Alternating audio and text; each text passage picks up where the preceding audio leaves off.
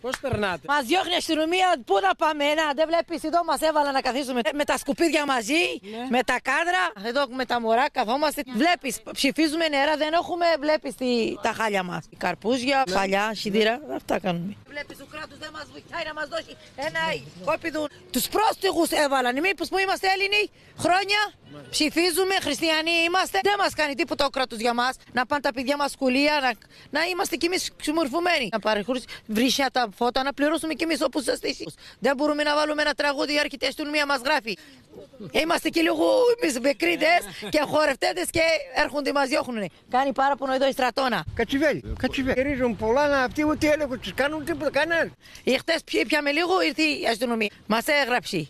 Αυτός ο κράτος πρέπει να μας διώσει. Γιατί δεν είμαστε εμείς ξένοι. Οι Πακιστανούς που ήρθαν από την. Πώς του λένε, δεν ξέρω να τους πω. Τους έβαλε σε ένα μέρος. Τι να κάνουμε, αυτός πώς του λένε, ο Τσίπρας έχει δίκιο.